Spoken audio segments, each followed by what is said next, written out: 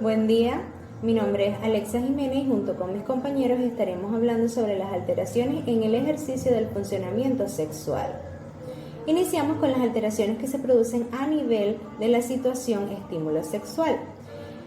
Tenemos que el proceso de activación de esta situación estímulo sexual para que se pueda producir una respuesta sexual comienza cuando se ubican o se producen cambios en el ambiente tanto interno o externo de un organismo.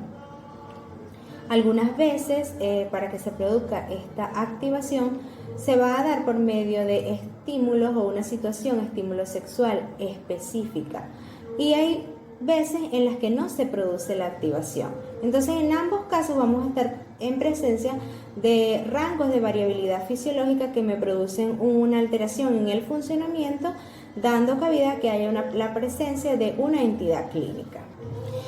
Esta unidad posee 3 variables y el desorden del funcionamiento se puede presentar en alguna de ellas. La primera es la administración de la situación estímulo sexual.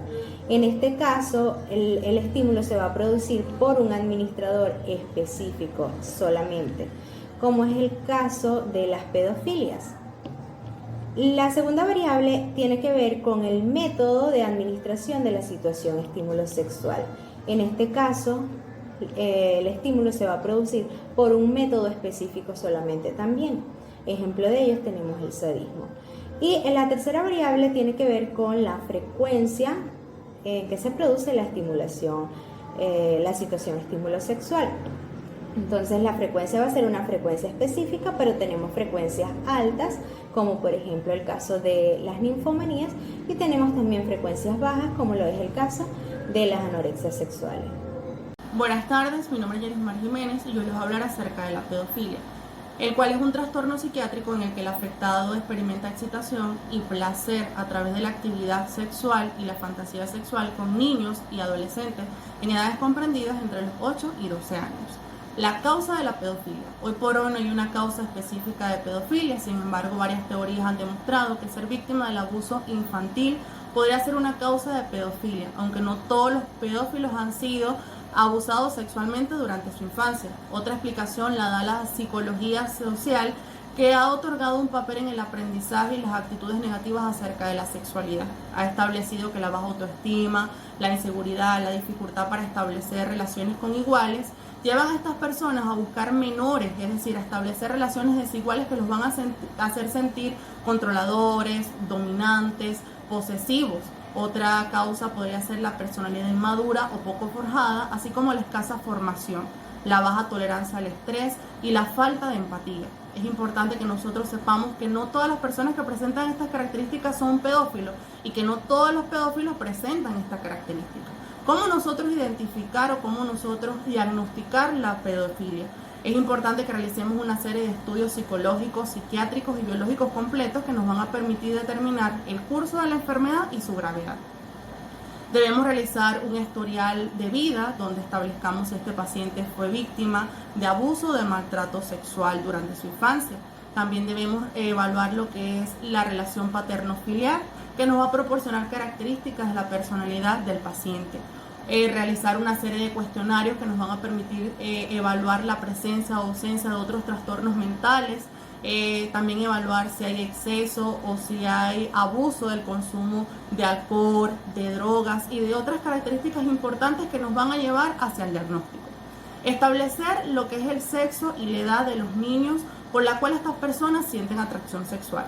También debemos evaluar si esta paciente tiene consumo de pornografía infantil, en qué medida se da, cómo se produce, si está acompañado de pornografía para adultos. También debemos observar o medir el tiempo en que estas personas tardan viendo una imagen de esos niños que la atraen sexualmente. Estudios científicos han demostrado que los pedófilos tienden a pasar mucho más tiempo observando esas imágenes de niños que les producen deseo sexual. Es decir, tenemos una serie de métodos simples que nos van a permitir a nosotros evaluar o diagnosticar lo que es la pedofilia. El tratamiento de la pedofilia. Es importante que estas personas acudan a lo que son consultas psiquiátricas, ya que el psiquiatra les va a dar una serie de tratamientos o medicamentos que les van a permitir que le van a permitir a él como tal mejorar lo que es este trastorno, como por ejemplo tenemos terapia cognitiva conductual, medicamentos, tenemos la castración química, que consiste en el consumo de ciertos fármacos que van a inhibir lo que es la producción de esas hormonas sexuales y va a disminuir el deseo sexual. Otra podría ser la castración quirúrgica, que consiste en retirar lo que son los testículos o los ovarios a través de una cirugía para disminuir lo que es la producción de hormonas sexuales y de esta manera el deseo sexual. Vamos a hablar entonces de lo que es la zoofilia. La zoofilia es una de las parafilias más conocidas que existen y la van a conseguir también con el nombre de bestialismo. Se trata de un trastorno en el que la persona siente una inclinación sexual o una atracción sexual hacia los animales. Específicamente se le va a llamar como bestialismo cuando la persona logra consumar ese acto sexual con lo que es el animal. Independientemente, la zoofilia va a generar entonces un deseo o una fantasía sexual que no va a ser con otra persona, sino que va a ser con un animal. Generalmente quienes padecen este trastorno tienen graves efectos. Concretamente suelen avergonzarse de los actos que ellos cometen. Y eso genera en el individuo, quien padece este trastorno, una ansiedad y también padece un malestar general. Y esa ansiedad y ese malestar ellos tienden a calmarlo con la reincidencia del acto en repetidas ocasiones. Así es como ellos logran aliviar eso. Lo que debemos de tener en cuenta es que el nivel de atracción y el ser del objeto del deseo puede ser muy variable. ¿Cómo es esto? Van a existir personas que van a tener el deseo por una especie en específico, es decir, van a presentar una fijación con una especie en concreto. Si el deseo o la atracción sexual que van a generar va a ser por un animal en específico. Puede ser, por ejemplo, por un perro. Sin embargo, van a existir sujetos zoofílicos que van a sentir atracción por diversas especies, sin importar. La cuestión es que sea un animal. Hay que tener en cuenta también aquí que hay algunas prácticas zoofílicas que son llevadas a cabo como un método de sustitución, es decir, es de manera sustitutoria. Esto se da ante la imposibilidad que puede tener el individuo de acceder al objeto de deseo verdadero en cuanto a deseo sexual, atracción, inclinación sexual estemos hablando.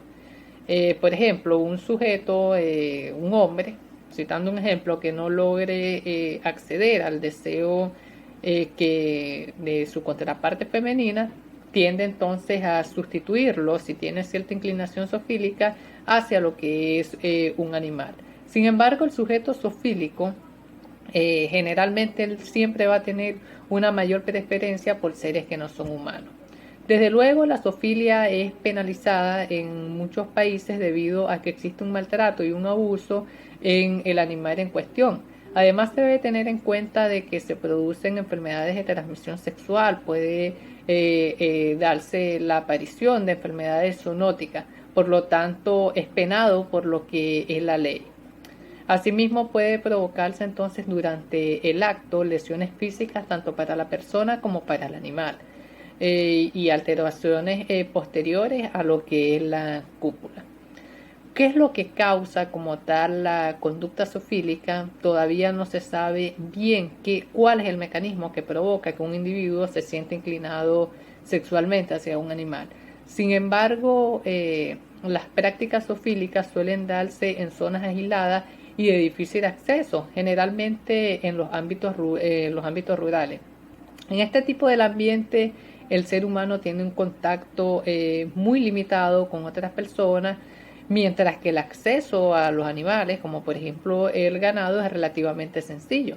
Y esa es una característica entonces que hace que o se plantea que pueda llevar a esa conducta zoofílica, sobre todo porque es un individuo que se va a encontrar en soledad, se va a encontrar en aislamiento. Ahora, ¿cuál es el tratamiento que puede llevar a que la persona pueda abandonar la zoofilia? El tratamiento es algo netamente psicológico, porque hay que tener en cuenta que las personas con zoofilia son generalmente individuos solitarios, con un poco contacto social, con un tratamiento, por lo tanto el tratamiento efectivo se basaría en ayudar al sujeto a aumentar su autoestima, las habilidades que lo busquen a relacionarse con los seres humanos y el análisis de sus fantasías y de qué elementos son los que producen e inducen esa excitación sexual que va inclinada hacia los animales. A partir de todo ello, entonces se lograría focalizar y reducir las consecuencias del sujeto. Buenos días, mi nombre es Ikmarlis Malavé y en esta oportunidad les hablaré acerca de la necrofilia. La necrofilia es una parafilia o una patología que se caracteriza porque algunos individuos poseen atracción sexual por los cadáveres, bien sea por cadáveres humanos o por cadáveres animales. En la mayoría de los casos, esto no representa una gran diferencia para las personas que poseen necrofilia. La necrofilia o las personas que presentan necrofilia por lo general se excitan ante la mera presencia de un cadáver o porque lleguen a imaginar algunas situaciones de tipo sexual con el cadáver o porque tengan posesión de algún objeto que pertenecía al difunto, es decir, al cadáver. Y esto les sirve para tener algún tipo de juego íntimo y llegar a la excitación total. Las personas necrófilas y las personas pedófilas son de las parafilias que más repulsión causan a nivel de la sociedad, debido, en este caso a la necrofilia, que muchas personas no pueden imaginar cómo individuos llegan a tener atracción sexual por cadáveres o aún más intenso, llegar a tener relaciones sexuales con él o con ella, en este caso en los cadáveres. Sin embargo, a pesar de que son algunas de las parafilias más extrañas, son las que más se estudian, ¿ok? En cuanto a la penalización de la necrofilia, podemos decir que ya la necrofilia trae consigo problemas tanto personales como sociales, pero también debemos sumarle los problemas penales, debido a que la mayoría de las actividades que realizan los necrófilos son ilegales en muchos países del mundo. Cuando hablo de principales actividades que realizan los necrófilos, me refiero a la profanación de las tumbas y a la retención de los cuerpos sin vida, que, como ya les expliqué, es ilegal en muchos países, también es muy mal visto por la sociedad. En cuanto hablamos de los tratamientos o el tratamiento de elección para la necrofilia, se basa en el tratamiento con la droga antiandrógena, la cual se realiza a largo plazo debido a que esta conducta sexual desviada puede volver cuando los niveles de testosterona se normalicen. Uno de los casos más famosos de necrofilia, para que lo tengan en cuenta como una anécdota, es el caso de Karl Stanzler, el cual fue un hombre que asombrosamente logró mantener el cuerpo de su amada debido a que quería tener relaciones sexuales con ella. Cuando ésta fallece, él toma conciencia de que no desea perder el amor de su vida. Entonces logra mantener los huesos unidos con cables y con alambres. Los ojos del cadáver los reemplaza con ojos de vidrio y la piel muerta termina reemplazándola con tela de seda que estaba tratada con cera y con yeso. Esto, asombrosamente, logró mantener el cuerpo un poco más viable para que él pudiera tener relaciones sexuales con su querida amada. El sadismo sexual. El sadismo sexual consiste en infligir un sufrimiento físico y psicológico en la otra persona para provocar la estimulación en la excitación sexual y el orgasmo. Por lo general, las personas que practican este tipo de conducta o que tienen este tipo de conducta son llevadas a cabo en aquellas personas que por lo general aceptan las mismas y son conscientes de ellas. Entre los síntomas y conductas vamos a tener el lenguaje soez, el cual consiste en verbalizar palabras groseras hacia la otra persona. Otra de las conductas son las nalgadas. la cual es considerada como una de las conductas más características y comunes dentro del sadismo. Esta es considerada más un juego que como un maltrato. Otra de las características y síntomas del sadismo es tirar del cabello. También es considerada una de las características más comunes dentro del acto sexual. Y por último, entre las conductas vamos a tener rodear el cuello de la pareja, la cual sí es considerada como una conducta arriesgada, agresiva y peligrosa, porque esta consiste en rodear con las manos el cuello de la pareja en forma de estrangulamiento. ¿Cuándo el sadismo se considera como un problema? Este se considera como un problema cuando la persona es incapaz de dejar a un lado estas conductas agresivas hacia su pareja, o cuando provoca dolor en la otra pareja y ésta no está conforme de ese dolor o esa humillación que está produciendo en él, en esa pareja. Entre los criterios, vamos a tener ciertos criterios que nos van a definir si el sadismo es un inconveniente para el desarrollo sexual de la persona. Entre los criterios vamos a tener la intensidad.